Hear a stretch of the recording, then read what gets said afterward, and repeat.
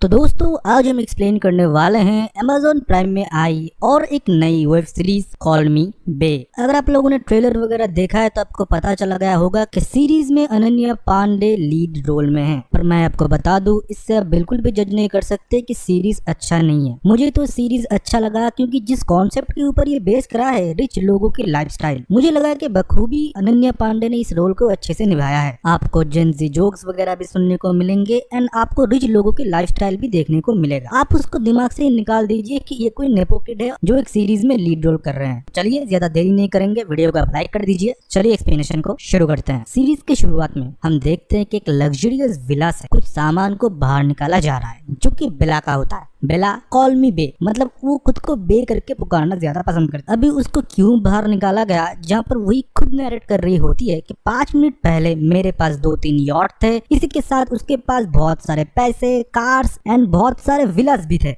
But 5 minute बाद आज वो घर से बाहर आ चुकी है। उसके पति ने उसको धक्के मार के नहीं, वो उसको बस ऐसे ही जाने के लिए बोल देती है क्योंकि वो खुद भी बहुत रिच है और उसे धक्के मार के कोई नहीं निकाल सकता। बातों पे लॉजिक तो है। तभी हम देखते हैं कि बारिश होता है, इसी के साथ थोड़ा इमोशनल बीजीएम तो बचता है, जहाँ पर काइंड ऑफ लाचार बनने की इधर सीन दिखाया जाता है कि उसके पास कोई सुविधा नहीं है पर हाथ में गुची प्राडा का बैग जरूर है। सो कॉल्ड अमीर लोग, भाई ये रोते भी हो तो डॉलर से अपने आंखों के आंसू पोंछते हैं। फिर हम देखते हैं कि वो अपने भाई समर को कॉल करती है पर उसका भाई कॉल नहीं उठाता। फिर हमको उसका फ्लैशबैक दिखाया जाता है जहाँ पर हम देखते हैं कि बेला छोटी होती है, जहाँ पर उसके मम्मी पापा उसे देख रहे होते हैं। उसके पापा कुछ अमीर नाम चाहते थे, इसलिए उन्होंने बेला नाम रख दिया। वो लोग जब राजस्थान से दिल्ली में शिफ्ट हुए थे तो दिल्ली के सबसे अमीर लोगों में इनकी गिनती होती थी, लाइक ए रॉयल फैमिली। और इनके फैमिली का नाम सुन के आप लोग शॉक हो जाएंगे, house of Gucci, like such A royal family. Sameer और बेला एक दूसरे के करीब थे पर टोटली ऑपोजिट। समीर को पसंद था बिजनेस, वायलेंस, ये सब कुछ, और बेला को सुंदर दिखना पसंद था। उसके पास सिर्फ 3 चीज थे,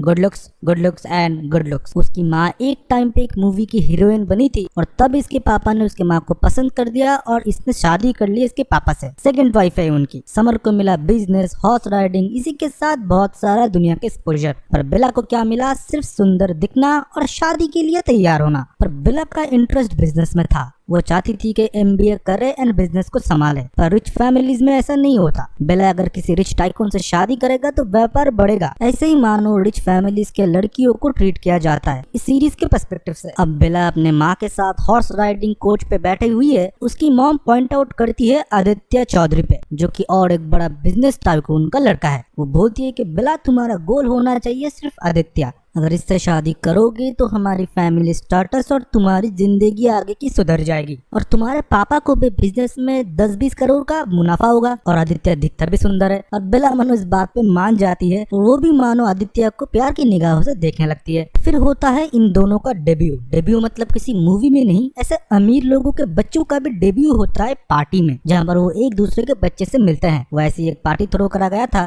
जहाँ पर बेला की मॉम उसे बताती है कि सेवी का डायरेक्टर तुम्हारे पापा के साथ बहुत घूम रहा है, मैं भी उनके ऊपर नजर रखे हुए हैं। वो हो सकता है कि 1-2 साल बाद हम बैंकरप्ट भी हो जाए, पूरे फैमिली को बेला तुम्हें को ही बचाना है। तो आदित्य का पीछा छोड़ना मत, उसे काइंड ऑफ अपने प्यार के जाल में फंसाओ और तुम दिखते भी सुंदर हो और वो भी तुम्हें देख ही रहा है अभी, तो जाओ बेला। बेला फिर हंसते हंसते चली जाती है सुंदर बन के आदित्य के सामने और वो दोनों थोड़ा समय बिताते हैं, एक साथ डांस वगैरह करते हैं। धीरे धीरे ये डांस चला जाता है रिलेशनशिप चला जाता है प्रपोज करने में। आदित्य उसे प्रपोज करता है और बेला खुश हो जाती है और एक्सेप्ट करती है। पर बंदी कैसे माने भाई, जेंजी बंदी है ये। बोलती है ये कैमरे का सामने फिर से करो, और बंदी ने इंस्टाग्राम वीडियो ऑन कर दिया और पहले जैसे एक्सप्रेशन देने लगी कि वो बहुत खुश हो चुकी है। सेकंड टाइम लोग कैसे ऐसे एक्सप्रेशन दे देते हैं भाई, पर ये एक्सप्रेशन देना बहुत इंपॉर्टेंट है। सोशल मीडिया में अगर फोटो डलेगा नहीं तो पेपर में कैसे आएगा, कैसे इनके शेयर्स वगैरह स्टॉक वगैरह ऊपर जाएंगे, लोग इनको लेके चर्चा करेंगे, लाइक्स मिलेंगे, कमेंट्स मिलेंगे। सोशल स्टेटस तो मेंटेन करना ही था। फिर भाई इन लोगों की शादी होती है जो कि टिपिकल बॉलीवुड सेलिब्रिटीज के तरह होते हैं। क्यों ये गाना बज रहा है, चुप है माही चुप है रांझा। अब ये सारे बॉलीवुड के बच्चे नेपो किड्स ये गाना यूज करने लगे तो शादी वगैरह हो जाते हैं, हैप्पीली ये लोग रहने लगते हैं। पर लाइफ ऐसी नहीं होती। कुछ टाइम बाद बेला बताती है कि कि उसकी लाइफ बिल्कुल बोर हो चुकी है। उसका पति बिजनेस में बिजी रहता है और उसके लाइक करने की कुछ है ही नहीं। सुबह उठो,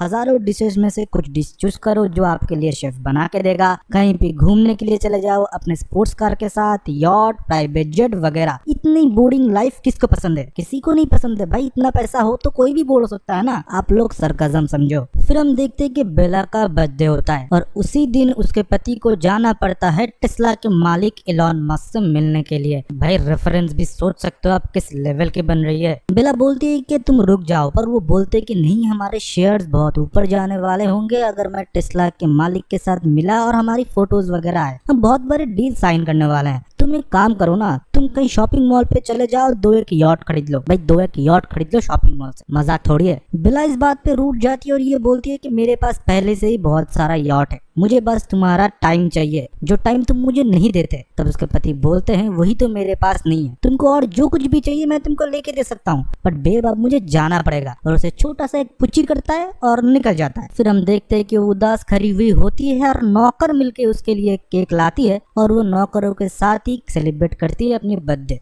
बेला का हार्ट बहुत ही सॉफ्ट कॉर्नर है, हर एक लोगों के लिए वो समान भावना रखती है। फिर वो यॉट वगैरह शॉपिंग करती है, गुच्ची, एलवी, प्राडा से कुछ बैग्स वगैरह खरीदती है और बंदी ने अपने बैग्स का लिटरली नाम भी रख लिया है। भाई ये मैं नहीं बोल सकता क्योंकि नाम ही इतने अजीब है कि मैं एक्सप्लेन नहीं कर पाऊंगा। और ये सारे फोटोज वो इंस्टाग्राम पे टाइम टू टाइम डालती है, एक बड़ा सा स्माइल और साथ में अच्छा सा कैप्शन कि लोगों को लगे कि बेला बहुत ही खुश है। वो सोचती है कि जिम ज्वाइन करे। वो जिम तो ज्वाइन करती है और उधर उसे मिलती है प्रिंस, जो कि दिखने में बहुत ही सुंदर होता है, ऊपर से डोले शोले और सेंस ऑफ ह्यूमर भी बहुत ही तगड़ा होता है बंदे का। बेला की वो तारीफ करता ही जाता है और बेला मनो अपने पति से जो उसको नहीं मिला इसके अंदर ढूंढने लगता है। फिर दोनों में हो जाता है थोड़ा सा कनेक्शन और थोड़ा सा स्पार्क और दोनों के लिप्स एक साथ मिल जाते हैं। प्रिंस के पास पैसा नहीं था, वो सिर्फ एक जिम ट्रेनर है और उसका सपना है कि अपना एक जिम खोले, पर बेला के पास बहुत पैसा था। प्रिंस सिर्फ नाम का ही प्रिंस है, वो कोई प्रिंस चार्ल्स नहीं है, पर बेला सिर्फ नाम का बेला नहीं है, इसके पास पैसा भी है। तो ये अफेयर सबसे छुपा के करने लगते हैं। फिर हम रात में देखते हैं कि एक पार्टी थ्रो करा जाता है जो कि बेला के पति और उसके भाई समर ये ऑर्गेनाइज कर रहे थे। वही इधर मेन लोग थे और मानो उनसे मिलने के लिए आए थे कुछ चाइनीज इन्वेस्टर। अपनी पत्नी बेला से जब वो मिलाती है, बेला हंस के पहले बातें करते हैं और बिजनेस आइडिया सुन के खुद का कुछ ओपिनियन देती है, पर उसका पति उसके बात को काट देता है और उसे समझाता है कि मेरी माँ और बहन कभी बिजनेस में नहीं घुसती, वो सिर्फ पैसे स्पेंड करते हैं, कमाने का सब कुछ तुम हमारे ऊपर छोड़ दो, प्लीज इसमें मत घुसो, इससे अच्छा तुम इंस्टाग्राम लाइव करो, सब कुछ लोगों को दिखाओ, अच्छा सा कैप्शन दो। बेला को तब बहुत डिसअपॉइंटेड फील होता है। फिर हम देखते हैं कि उसके पति चाइनीज इन्वेस्टर को घुमा रहे होते हैं और बेला फोन करती है प्रिंस को। प्रिंस के साथ वो जिम में जाके मेकआउट करना शुरू कर देती है। लाइक बंदी डिप्रेशन में तो कुछ ना कुछ तो करेगा ना। और उसी टाइम उसके पति ऑटोमेटिक जिम दिखाने के लिए चाइनीज इन्वेस्टर को ले आते हैं जिम के अंदर और लाइट ऑन करते ही सब कुछ उनके सामने था। बेला के पति को लगता है कि बेला ने उसको धोखा दिया। फिर आगे की कहानी तो आपको पता ही है, बेला को घर से निकाल दिया जाता है। पहले वाला सीन आप याद करिए। फिर हम देखते हैं बेला अपने माँ बाप के घर में आती है जहाँ पर उसके इमेज को क्लियर करने के लिए वो लोग अलग अलग मीडिया हाउसेस को पैसा देने लगते हैं। जैसे आप लोग सुनते हो बिजनेसमैन का कोई न्यूज बाहर आ गया, व्हाइट वॉश करना वगैरह वगैरह, जो कि इस सीरीज में खुल के दिखाया गया है। फिर उसके मम्मी वगैरह ने उसे डांट दिया और ये बोला तुम्हारे वजह से हमारा रेपुटेशन खराब हो चुका है, किम ने भी हमारे साथ डील को तोड़ दिया है, ये सब कुछ मीडिया पे आने के बाद। और अगस्त्या तो तुमसे मिलना ही नहीं चाहता, उसने गलत क्या किया था तुम्हारे साथ और तुमने जो उसके साथ किया वो बहुत गलत है बेला। बेला फिर बोलती है कि समर भाई सब कुछ ठीक कर लेंगे, उन्होंने पहले भी मुझे संभाला है, पर समर भाई फोन नहीं उठा रहे हैं। कि मम्मी तब बोलती है कि समर मुंबई गया है काम के लिए और तुमको हम लोग इधर से शिफ्ट कर रहे हैं क्योंकि तुम अभी इधर कहीं पर भी निकलोगे फोटोज आएंगे, मीडिया हाउसेस निकलेंगे एंड तुम्हारे लिए अनाप शनाप बोला जाएगा और हमारा बिजनेस पैसा सब कुछ हम नीचे जाते हुए देखेंगे। पर बेला जाने के लिए रेडी नहीं थी। फिर उसके मम्मी ने उसी के ही बॉडीगार्ड से उसे घर से बाहर निकाल लिया। फिर बेला उधर से निकल के अपने दोस्त से भी मिलती है जहाँ पर उसे पता चलता है कि उसके दोस्त भी उसकी मदद नहीं कर सकते और उसे अच्छे खासे रॉयल्स व्हाट्सएप ग्रुप से भी निकाल दिया गया। ये भी उसके लिए बहुत ही दुखदायक है। भाई आप लोग समझ सकते हो, कोई ग्रुप से निकल जाना भी आपके लिए इतना दुखदायक हो सकता है। ये जिंदगी होती है जो बहुत अमीर होते हैं। थक हार के बेला अपने गुच्ची प्राडा के बैग को लेके सड़क किराने बैठ जाती है कि आगे वो क्या करेगी। तभी उसके पास प्रिंस का कॉल आता है। वो बोलता है तुम मेरे साथ आके रह सकते हो। तभी बेला उससे बताती है कि ऐसा मैं नहीं कर सकता, तुम्हारा सपना है कि तुम आगे जाके जिम खोलोगे, अगर मेरे फैमिली को पता चला तो वो तुम्हारे बिजनेस को भी खत्म कर देंगे और तुम्हें भी आगे प्रॉब्लम हो सकता है। इस चीज से हमको पता लगता है कि बेला दिल की तो अच्छी है, वो प्रिंस का खराब नहीं चाहती। वो नहीं चाहती कि उसके वजह से प्रिंस का कोई नुकसान हो। वो चाहती तो प्रिंस के पास अभी जा सकती थी क्योंकि उसको अभी एक इमोशनल सपोर्ट की जरूरत थी। फिर हम देखते हैं बेला इमोशनल होती है और अपने दोस्त के गाड़ी में बैठ के अकेली वो शैंपेन पी रही होती है और रोती रहती है। तभी आती है पुलिस और उसे पकड़ लेते हैं और उसे बोलते हैं कि गाड़ी का पेपर्स दिखाओ, और गाड़ी भी था अच्छा खासा लग्जरी। बेला बोल देती है कि गाड़ी तो मेरा नहीं है। फिर वो बोलते हैं कि ठीक है पुलिस स्टेशन चलो। बेला बोलती है रहने के लिए मिलेगा, तो पुलिस ऑफिसर बोलते हैं कि रहने के लिए नहीं मिलेगा, आपसे चालान लेके आपको छोड़ दिया जाए। वो पहुंचती है पुलिस स्टेशन और बेंच में एक साइड में एक पागल औरत था और एक साइड में एक आदमी था जिसने अपनी वाइफ को पीटा है, और उन दोनों में से आ रहा था अच्छा खासा बांस, जहाँ पर बेला अपना एक महंगा परफ्यूम निकालती है और अपने ऊपर छिड़क देती है और पागल औरत को भी देती है कि आप भी लगा लो। पर वो औरत उस परफ्यूम को खोल के पीने लगती है। बेला फिर उससे वो ले लेती है। फिर वो सुनती है उस आदमी की कहानी जिसने बोला कि मेरी वाइफ मेरे ऊपर चीट कर रहा था, इसलिए मैंने जब उसे पीटा उसी ने मुझको घर से बाहर निकाल दिया और पुलिस केस डाल दिया। फिर पुलिस ऑफिसर आते हैं और बोलते हैं हाँ मैम आपका क्या करना है, आपका 10,000 का फाइन लगता है। तब वो आदमी बोलता है साहब मुझको छोड़ दो। पुलिस ऑफिसर बोलता है तुम्हारा 5,000 का लगेगा, पर बेला का पास सिर्फ 5,000 था। वो बोलता है ठीक है ये 5,000 आप ले लीजिए, इस आदमी को आप छोड़ दीजिए, धोखे की वजह से बहुत कुछ खराब होता है, मैं नहीं चाहता कि ये जेल में रहे। इतनी काइंड हार्टेड थी हमारी बेला, और बोलती है कि आप हमारे दोस्त की गाड़ी रख लीजिए, कल मैं किसी को भेज दूंगा, आपको 10,000 रुपए दे देंगे। बेला फिर उधर से बाहर निकलती है और वो बाहर देखती है एक बिलबोर्ड जहाँ पर मुंबई जाने की फ्लाइट के बारे में कुछ ऑफर वगैरह दिया हुआ है। उसे लगता है कि वो अपने समर भाई से मुंबई जाके खुद मिलेगी और सारा प्रॉब्लम ठीक होगा, और इसके बारे में वो इंस्टाग्राम में भी नहीं डालती तो किसी को पता भी नहीं चलता कि बेला आ रही है मुंबई में। फिर बेला पहुंचती है मुंबई अपने रिजॉर्ट में। जाने के बाद वो अपने भाई के बारे में पूछती है, पर वो लोग बताते हैं कि वो तो इधर रुके ही नहीं है। बेला बोलती है ठीक है वो आ जाएंगे, आप मुझे उनके साइड वाला ही रूम दे दो। बेला कार्ड से पेमेंट वगैरह कर देती है और अपने रूम में जाती है, एक छोटा सा बात लेती है।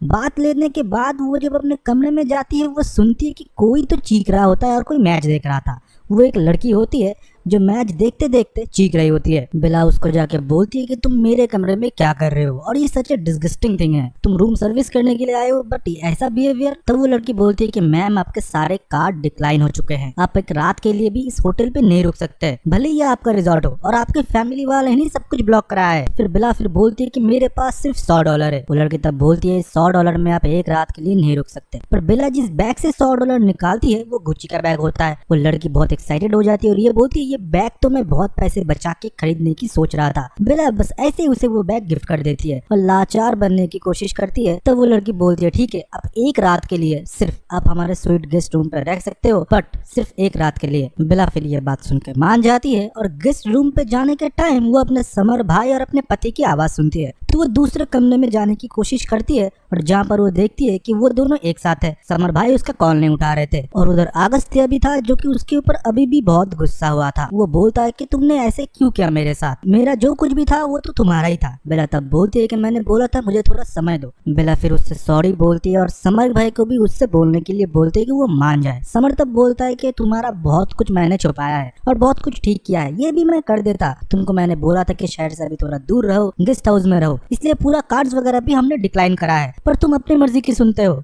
फैमिली के रेपुटेशन के बारे में तुमको कुछ पड़ी नहीं है। अगर ये फैमिली तुम्हारे पीछे से हट जाए तुम क्या हो, तुम कुछ भी नहीं कर पाओगे, इस शहर में तुम एक दिन भी सरवाइव नहीं कर पाओगे।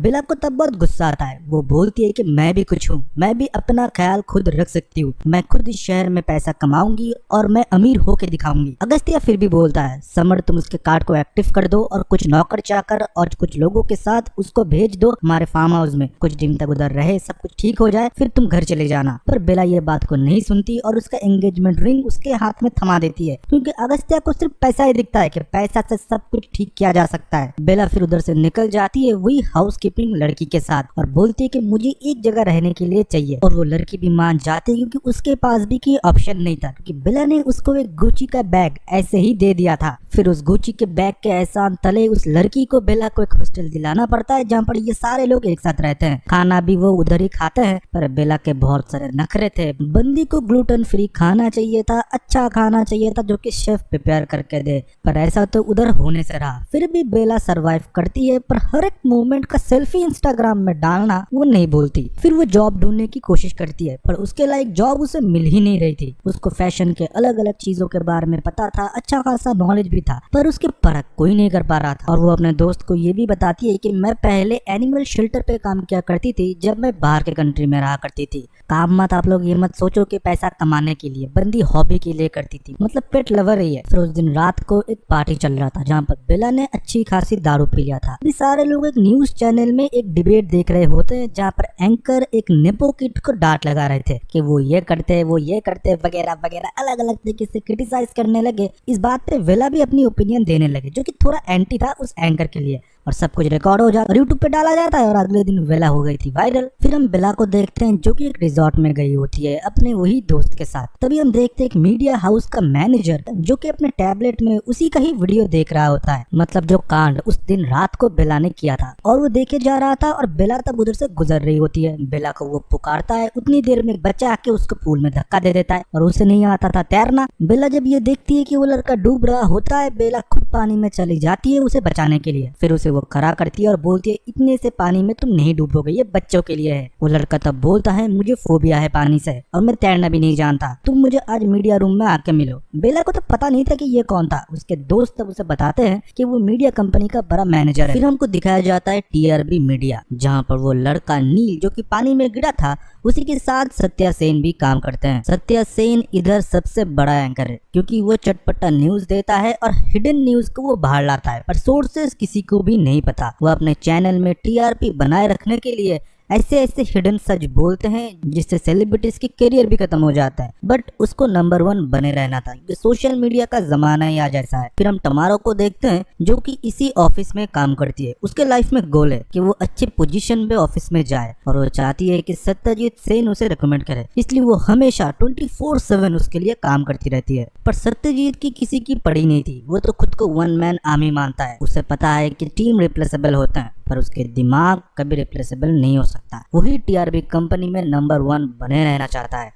पर आप लोगों को याद होगा कि बे ने दारू पीने के बाद सत्यजीत के प्रोग्राम के बारे में गलत चलत बोला था, और सत्यजीत के बारे में भी, और वो वीडियो पूरे इंटरनेट में फैल चुका था। तो सारे इंटर्न मिलके और लोग मिलके सत्यजीत को ये दिखाते हैं कि ये थोड़ा बहुत थ्रेट हो सकता है। सत्यजीत के बे के ऊपर तो गुस्सा हो जाते हैं, पर सत्यजीत इसे जानता नहीं था। पर नील बहुत ही खुश था क्योंकि नील एक सच्चा न्यूज एंकर है। उसे इतना मसाला लगा के न्यूज प्रेजेंट करने की आदत नहीं है, इसलिए उसके चैनल की टीआरपी भी कम रहती है। तो नील ने जब बोला था बे को अपने ऑफिस में मिलने के लिए, और ये क्लिप देखने के बाद वो कंफर्म कर लेती है कि बे को वो जॉब ऑफर करेगा। वो बे से बोलता है कि तुमको जॉब मिल चुका है, और बे मानो तुरंत ही सत्यजीत का अपीयरेंस के साथ उसके ट्विटर पोस्ट को भी वो बदल देती है कि सर आपको पोस्ट करना नहीं आता, आपको आज के जेनजी की तरह पोस्ट करना चाहिए। और थोड़ा बहुत पोस्टर्स चेंज करने के बाद और हैशटैग लगाने के बाद मानो ट्वीट पे लाइक आने लगा और फॉलोअर्स भी बढ़ने लगे। फिर नील को असली अर्थ में उसका पोटेंशियल समझ में आया और बोला कि तुम ठीक मेरे साथ ही इंटर्न बन के काम करोगे और कैसे हमारा चैनल भी अच्छा टीआरपी ले पाए उसकी कोशिश करोगे। जॉब ऑफर मिलने के बाद बे एक सेल्फी लेती है और इंस्टाग्राम पे अपलोड कर देती है। इस बंदी को भी जॉब चाहिए जो कि ऐसे न्यूज चैनल तुरंत खरीद सकती है, इसके पास इतना पैसा है। पर क्या स्ट्रगल दिखाना है ना आपको। तो अगले दिन जब वो ऑफिस में जाती है, टमारा उसको सबसे इंट्रोड्यूस कराती और बोलती है तुमको टीआरपी कंपनी में स्वागत है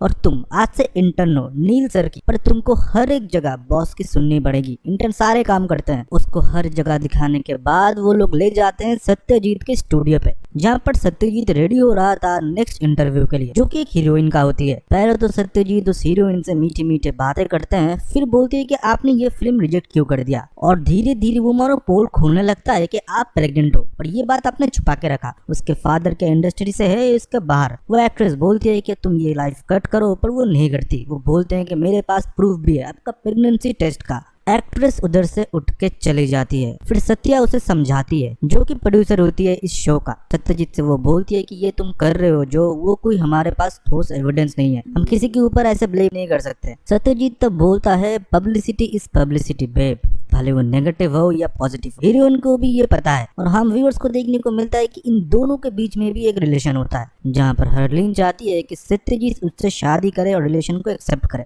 पर सत्यजीत बोलता है अब मैं करियर के पीक में हूँ, हम ये सब कुछ छुप छुपा के ही करते हैं। ये सब कुछ न्यूज ड्रामा देखने के बाद बे तो सत्यजीत से पहले ही नफरत करती थी, बट अब वो और करने लगी। कितना इनसेंसिटिव है, कोई भी एलिगेशन नेशनल टीवी पे आप ऐसे लाइव शो में नहीं लगा सकते, किसी की करियर की बात है। फिर हमको टमारा को दिखाया जाते हैं जो कि अपने कलीग के साथ बे को कन्विंस करने की कोशिश करती है कि तुम मेरे साथ रूम शेयर कर लो, मेरे पास एक बहुत सुंदर सा सी व्यूइंग रूम है, अपार्टमेंट है, तुमको कोई प्रॉब्लम नहीं होगी, सिंपली डिपॉजिट है 50,000 रुपए, बाकी हर महीने मैं आधा दूंगा तुम आधा दोगे, हम अच्छे से रहेंगे, तुम कहाँ पीजी में रहने वाले हो, और कंपनी की ये रूल है कि तुमको जब भी बुलाया जाए तुमको आ जाना पड़ेगा, तुम अगर बहुत दूर रहते हो तो प्रॉब्लम हो सकता है, इससे अच्छा ऑफिस के आसपास ही एक अपार्टमेंट ले लो जो कि मेरे पास है। बे फिर बोलती है ठीक है मैं सोच के बताऊंगी, और रात को हम देखते हैं कि सायरा और बे मिलकर गए थे एक पब में। वो दोनों उधर थोड़ा समय बिता रहे थे और बे को अपने दोस्तों के साथ सायरा मिला रही होती है। बे को तब अपने पुराने फ्लैशबैक को याद आ रहे थे, जहाँ पर समर भाई ने उसको बचाया था जब उसने एक वाइन की बोतल गम में एक होटल से उठा लिया था, वो फंस चुकी थी तब। तो वो सब कुछ याद करके वो थोड़ा रोने लगती है।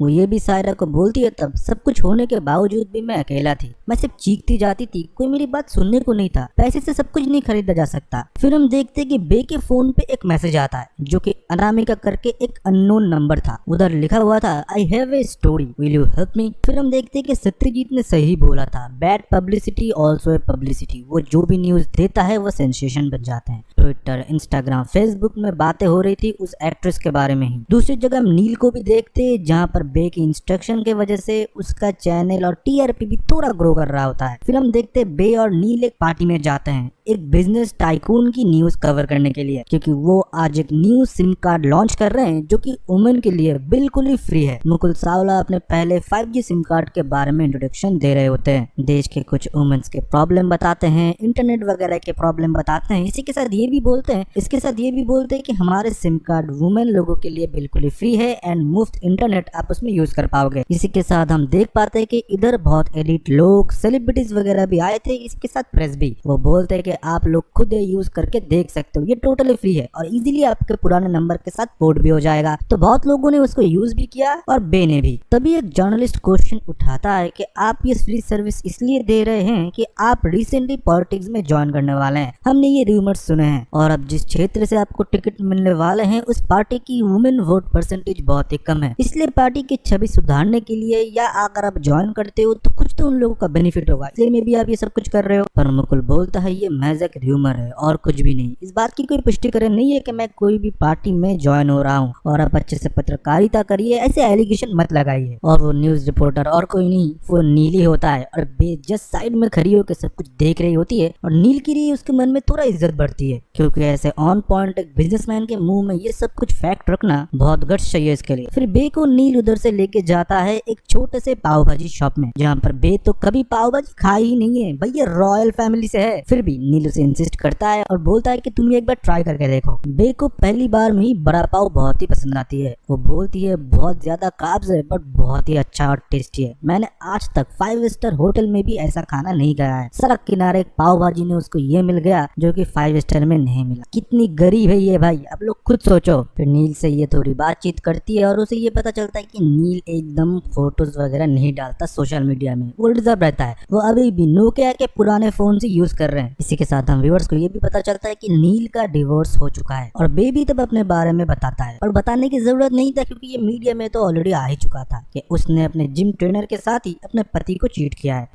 फिर हमको उस दिन रात को दिखाया जाता है जहाँ पर बे मान गई थी कि टमारे के साथ वो शिफ्ट होने वाली है, और वो अपना सारा सामान लेके टमारे के अपार्टमेंट पहुंचती है। पहुंचने के बाद मानो उसे एक धक्का लगता है, टमारा ने उससे साफ झूठ बोला था, कोई भी सी व्यूइंग जगह नहीं है और उसको रहना पड़ेगा काउच पे, बाथरूम भी बिल्कुल ही गंदा है, पानी बोला था कि 24/7 आएगा पर वो अभी बोल रही है कि वीक में आएगा। टमारा ने साफ साफ उसे झूठ बोला था पैसे ऐटने के लिए, क्योंकि वो जो रूम रेंट है वो अकेला पे नहीं करवा रही थी, उसे कोई ऐसा चाहिए था जो कि उसके ऊपर भरोसा भी जल्दी कर ले और पैसा भी निकाल दे। बे से अच्छा चॉइस कौन हो सकता है। बे तब कुछ भी नहीं बोलती, वो मानो उधर एडजस्ट हो जाती है, और कोई लड़की होती तो झगड़ा करके पैसे लेके चली जाती। आती। फिर अगले दिन वो ऑफिस में देखते हैं, वो आते ही एक लड़के से पूछती है कि टीआरपी में जितने भी स्टोरी आती है सबकी मेल आप रिसीव करते हो और आगे सबको डिस्ट्रीब्यूट करते हो, आपको अनामिका नाम से कोई मेल आया है क्या? वो लड़का सर्च करके बताता है कि नहीं, अनामिका करके कोई मेल मेरे पास नहीं आया। फिर हम देखते कि सत्यजीत सेन के ऑफिस में एंट्री होती है और बेला को देखते ही वो पहचान जाता है, क्योंकि बेला ने उसका इंसल्ट किया था। सोशल मीडिया में इसकी ही वीडियो वायरल हुई थी। वो आने के बाद ही बेला से पूछती है कि तुम कौन हो? बेला बोलती है कि मैं इस ऑफिस में काम करती हूँ, मैं नई जर्नलिस्ट बनी हूँ, नील सर ने मुझे अपॉइंट किया है और मैं उनकी ही इंटर्न हूँ। सत्यजीत तब समझ जाता है कि नील उसे पसंद नहीं करता, पर नील और सत्यजीत एक ही लेवल पे काम करते हैं, इसलिए नील को वो फायर नहीं कर सकता। इसलिए वो मन ही मन सोचता है कि इसे कैसे परेशान किया जाए। बे को जब सत्यजीत कुछ उल्टा सीधा बोले जा रहा था, बे भी थोड़ी ना चुप रह सकती है, भाई ये भी रॉयल फैमिली से है, ये भी उल्टा जवाब देने लगी और सारे ऑफिस वाले इसके तरफ देखने लगे। और दूसरी जगह हम देखते हैं कि नील जॉगिंग कर रहा होता है, उसी के साथ खुद की ही न्यूज़ देख रहा होता है। सत्यजीत उसके पास जाता है और बोलता है, तुमने सब कुछ प्लान करके किया है ना, मुझे सब कुछ पता है, तुम मुझे नीचा दिखाना चाहते हो और खुद की शो को ऊपर लाना चाहते हो, जो कि कभी पॉसिबल ही नहीं है। कभी फैक्ट दिखा के कोई भी चैनल बड़ा नहीं बना, आपको ड्रामा क्रिएट करना पड़ता है। पर नील अपने डिसीजन पे अनर है और उसको अच्छा ही लग रहा था कि बेस का बैंड बजा रही थी।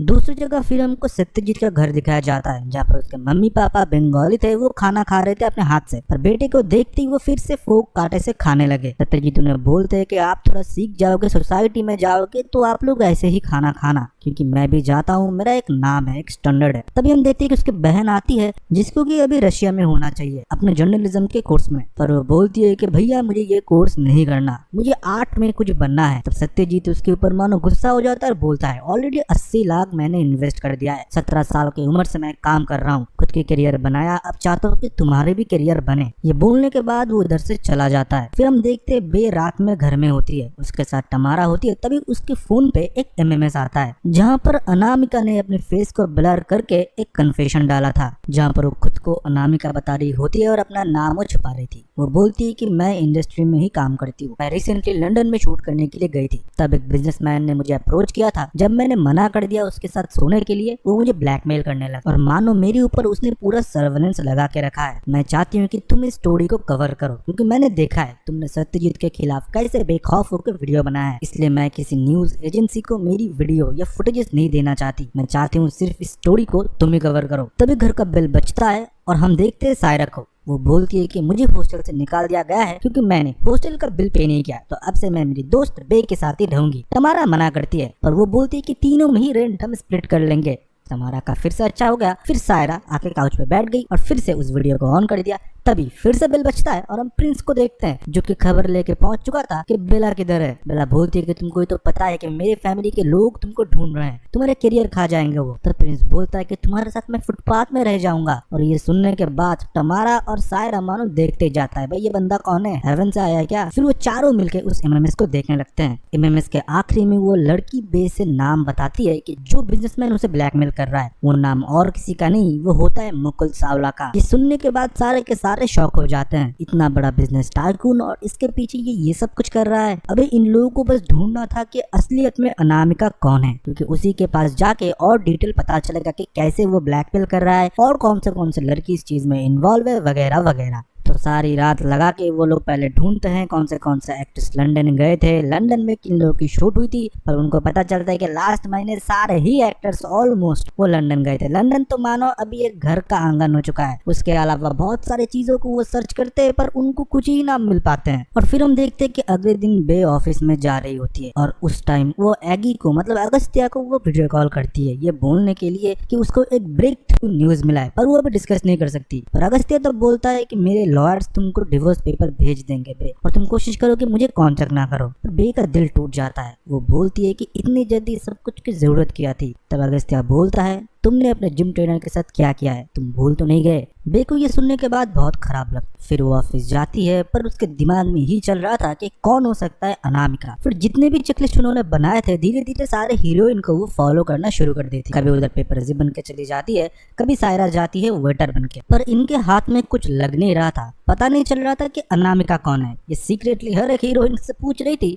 पर कोई सच नहीं बोल रहा था, मतलब कोई जानता ही नहीं था अनामिका कौन है। फिर हम देखते हैं कि नील से बे पूछती है अगर हमको कोई अननोन मैसेज आए कि कोई कन्फेशन किया है और कोई वीडियो हमको मिले, हमको कैसे उसको आगे ले जाना चाहिए। तो नील बताता है पहले तो हमको विक्टिम को ढूंढना चाहिए, उसके अलावा अगर तुम कुछ न्यूज पब्लिश करते हो तो एक एलिगेशन होगा, ना कि कोई ठोस सबूत। धीरे धीरे हम व्यूअर्स को देखने को मिलता है कि नील और बे करीब आने लगे थे और नील जब बे को अपने घर छोड़ता है और निकलते टाइम ये दोनों थोड़ा इंटीमेट हो जाते हैं और ये सब कुछ ऊपर प्रिंस देख रहा होता है, क्योंकि प्रिंस उन्हीं के घर में आता जाता रहता है और पास ही के अपने दोस्त के जिम में वो रह रहा होता है। और दूसरी जगह हम देखते हैं टमारा को, जो कि प्रिंस के जैकेट को हक कर रही होती है, मतलब वो प्रिंस के ऊपर सॉफ्ट कॉर्नर रखती है। बे और इन लोगों को जब कोई क्लू नहीं मिलता है, वो बहुत ढूंढने के बाद भी फिर से बे उस वीडियो को प्ले करती है और वो पीछे नोटिस करती है कि एक जैकेट पड़ा हुआ है जो कि मनीष मल्होत्रा के एक एक्सक्लूसिव कलेक्शन है, जो कि सिर्फ 7 लोगों के लिए ही बने थे। अगर उनके लिस्ट हमको मिल सकता है तो हमको पता चल जाएगा कि ये अनामिका असलियत में कौन है, पर किसके कांटेक्ट में मनीष मल्होत्रा हो सकता है। सायरा बोलती है कि ऑब्वियसली बे के कांटेक्ट में। बे तब बोलती है मैं नहीं कांटेक्ट कर पाऊंगी, मेरी माँ कर लेगी, पर मेरी माँ मिलेगी हॉर्स कोट पे। और वो सायरा को अपने साथ लेके जाती है और उसके मॉम को देखने के बाद ही बेला तुरंत उनके पीछे भागती है, पर सायरा सट्टा लगाना शुरू कर देती है। बंदी को सट्टा का एकदम अच्छा खासा लत है, वो हमेशा जुआ खेलती रहती है, अपनी किस्मत बदलने की कोशिश करती है। तो बे को छोड़ के वो सट्टा खेलने लगी और बे खुद के मॉम से जब मिलने के लिए जाती है, उसके मॉम उसे पहचानने के लिए ही मना कर देते हैं। बे के थोड़ा बहुत प्रेशर बनाने पे वो बोलती है कि दूसरी जगह चलो। बे फिर उसे फिर से उस पाव भाजी के दुकान में लेके जाते हैं। जब पहली बार बे की हालत हुआ था, वो उसके मॉम की भी हालत हो चुकी थी। मॉम से वो एक फेवर मांग के मनीष के इस जैकेट का 7 लोगों का नाम मुझे चाहिए। उसकी माँ पहले मना कर देती है, पर उसकी बेटी मानो अपने माँ को कन्विंस कर लेती है। उधर से उसकी मॉम तब चली जाती है, ये बोलते हुए मैं सोचूंगी। फिर हम देखते हैं बे फिर से ऑफिस आती है, जहाँ पर हर्लीन उसे बुलाती है और बोलती है कि तुम एसएस के ये जो डेटा है इसको सबमिट करोगे, सारे टैली तुम करोगे, और उसको कंप्यूटर सौंप देती है। फिर हम देखते हैं कि कंप्यूटर में कुछ कॉन्फिडेंशियल मेल आते हैं बहुत सारे। तब हर्लीन बोलती है ठीक है ये मैं कर लूंगा और मुझसे पूछे बिना कोई भी अलग जगह का एक्सेस नहीं लेना। फिर हम हर्लीन को देखते हैं जो कि सत्यजीत के घर में गए थे उसके मम्मी पापा से मिलने के, पर उसके मम्मी पापा तो उसके लिए दूसरी किसी लड़की की बात चला रहे थे। सत्यजीत ने इतने टाइम तक सिर्फ उसको धोखे में रखा, उसका यूज किया, पर उसके बारे में कुछ भी नहीं बताया। पर हर्लिन कुछ नहीं कर सकती थी क्योंकि सत्यजीत हिट शो दे रहा होता है। दूसरी जगह हम बेला को देखते हैं जिसके सामने प्रिंस आता है, पर उसको अवॉइड करता है। बेला उससे पूछती है कि क्या हुआ।